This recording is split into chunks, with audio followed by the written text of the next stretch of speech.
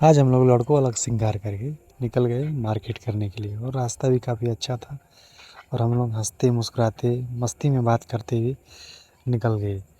और जाते जाते ये जो जाल था तालाब के ऊपर लगा था मछलियों को बचाने के लिए और काफ़ी घनघोर जंगल के रास्ते से जंगली रास्ते से हम लोग निकल रहे थे और धूल धक्कड़ के रास्ते को चीरते हुए हम अपनी मंजिल के करीब धीरे धीरे आते थे, लेकिन साथ में सेफ्टी का भी ध्यान रख के चलते जा रहे थे ताकि ये धूल धक्कड़ हम लोगों का कुछ बिगाड़ ना सके।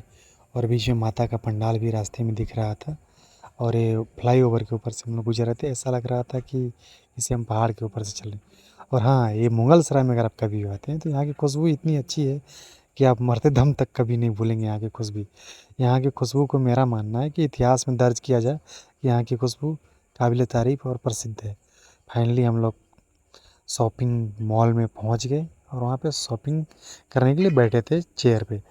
और ये दीदी दनादन दनादन दनादन साड़ियों का बंडल फेंकी जा रही है और हम लोगों को साड़ियाँ दिखाई जा रही हैं। यहाँ से देखते देखते कुछ साड़ियाँ पसंद आई और कुछ साड़ियाँ नहीं भी पसंद आई, लेकिन क्या करें, मजबूरी थी लेनी क्योंकि बहन बेटी को लेके गए नहीं थे और साड़ियों के बारे में नॉलेज हम लोगों को उतना था नहीं। लेकिन फिर भी बहुत माथापच्ची करते हुए 150-200 साड़ी पलटने के बाद कुछ साड़ियाँ पसंद आई। तब तक तब तक दीदी बोल रही हैं ऐसे नहीं, इस तरीके से देखेंगे तब आपको पसंद आएंगी। फिर धनाधन साड़ियों को फैलाने लगी और दिखाने लगी कि अब देखिए अब देखिए अब देख के बताइए कैसा लग रहा है। हम लोग देखते गए, लेकिन हम दोनों भाई एक दूसरे का सिर्फ चेहरा देख रहे थे, साड़ी को कम देख रहे थे, चेहरे को ज़्यादा देख रहे थे। इसलिए देख रहे थे कि यार लड़कियां होती तो पसंद कर लेती, हम लोगों को कुछ आइडिया ही नहीं चल रहा है। तब तक ये भैया है, बोले रुको हम पुरुष हैं, पुरुष को पुरुष दिखाया है, पुरुष बताएगा। ये भी भैया दनादन दनादन फेंके, लेकिन ये जो साड़ी सामने दिख रही ये काफ़ी पसंद आई।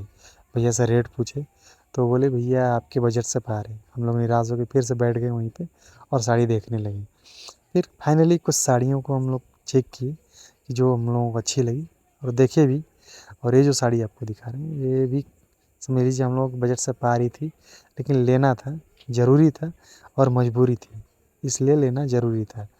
और हम लोग साड़ी को धीरे धीरे भैया से बात करके साड़ियों को लिया गया, कुछ कॉम्प्रोमाइज़ करके, कुछ नासमझदारी की वजह से। लेकिन ये सब साड़ियाँ बहुत अच्छी थी लेकिन बजट से पार थी। फिर फाइनली हम लोग कुछ साड़ियाँ लेके बिलिंग काउंटर पे बिलिंग कराएँ, अपना कैश जो भी था वो जमा किए और हम लोग मॉल से बाहर निकल गए।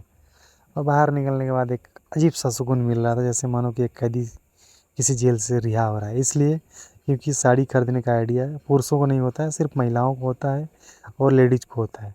इसलिए हम लोगों को सुकून था कि चलो भैया जान तो छूटी, धन्यवाद।